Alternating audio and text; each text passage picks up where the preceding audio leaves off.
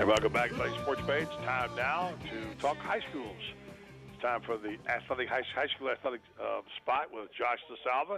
And Josh, I'm sure you got some interesting observations as they wind down things in football out tonight. The fall season is closing. Volleyball action's closing. High school football is closing. This is actually the last week of the high school regular season. That's what we're really going to be diving into today.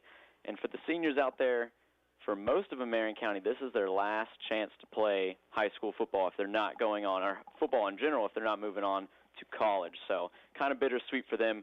The big games, obviously, is Westport versus North Marion, which Tom James and Tom Schmitz will be covering today and tonight.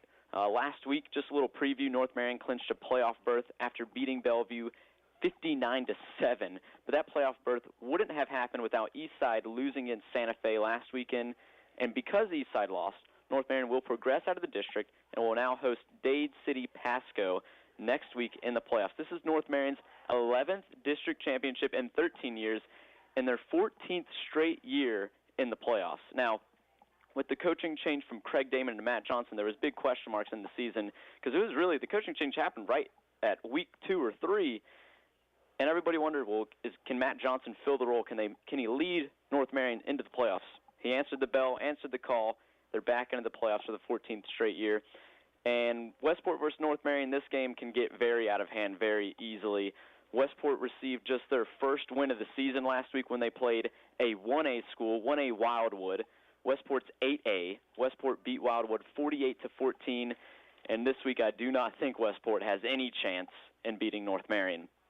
Now, Vanguard versus Forest was last weekend.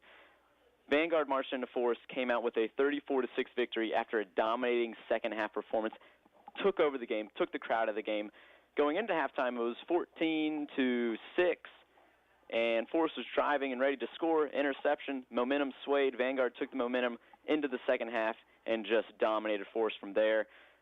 But this week, Vanguard faces yet another daunting task. They host Trinity Christian. Now, Trinity Christian is a 3A football team, but they are a powerhouse out of Jacksonville, a 3A team. The big indicator that tips me off saying that Trinity Christian's the real deal, they beat IMG Academy, which IMG Academy absolutely destroyed Trinity Catholic from Marion County this year. Trinity Christian is 7-1 on the record, and Alex Castaneda from Vanguard absolutely loves scheduling these teams in the state that are one of the best in the nation, if not best in, that you'll ever see. You got to play the best to be the best. I like the philosophy from Alex Castaneda. However, they're going to be without their best asset. Vanguard will be without Adam Robles, the senior star quarterback, after a shoulder injury that he endured during the second half of the football game against Forest. So a little beat up, but they have a freshman playing quarterback now, in Cassie Perry. This kid is the real deal. I saw him in action firsthand against Forest last week, and I felt like he was the starter. He made every pass. He made every throw. Pretty much pitch perfect. Gave it to Charles Jameson on the side. Gave it to their big tight end. He made the plays happen. Led Vanguard to a big, big victory. And really, coming off the bench cold, impressed a lot of people. So Vanguard High School has a lot of promise in Cassie Perry, but I don't think there's a much promising game tonight against Trinity Christian. Now, Forest will take on Bellevue High School tonight, and Forest is probably going to win this game pretty handily. It'll be an important game to carry into the offseason. Obviously, Philip Yancey does want to win this to, help his side of the team. But getting back on winning ways for both squads is very critical. And I want to give a little shout-out here to Chris Austin. He's about to get 100 tackles for his year. He's 12 tackles away from receiving 100 tackles this season. So that's something to think about. That is the closing of the high school season, but also volleyball. People kind of overlook volleyball in the fall, but there are only 2 teams that will progress into the further stages of the playoffs. This week we had 4 different teams all involved in regional playoffs for volleyball. Trinity Catholic, St. John, Forest were all knocked out, however. The only 2 teams left are Bellevue and Vanguard. Vanguard beat Forest, actually, and Bellevue beat Eastside. And so that's something also we'll give you an update on next week and see how these two teams do. They play on Saturday, and if they win the regional semifinals and they go to the regional championship, then on to state. And because it's the closing of the fall season, going to segue directly into the winter season, and winter season is all basketball and soccer. If you remember last season, soccer for Forest High School was the big deal. It put Forest Soccer on the map.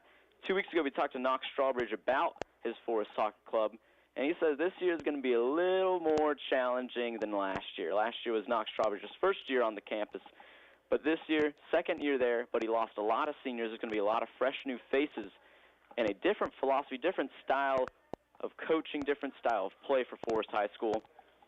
And also TC girls, their road to repeat state championship. Talked to Coach Adam Long today, and he said, hey, we got another chance to win state. We'll see if we can do it. We're on the right track now. Already won a few games. Let's keep the ball rolling. So that's all the updates I have for you on the High School Athletic Spotlight. Thank you, buddy, for always having me every week, and thank you, Tom Ingram, for hosting us here at Gateway Bank. All right, good job. Got the boss in there, too. Thanks, Josh. Good job. All right, we'll take a break, come back. Joe Williams from Mile High in Denver will give us the insight on his picks this week for college football. Stay tuned to the Sports Page right here on the Gateway Bank, listening to us on 1370 AM, 96.3 FM, WOCA, The Source.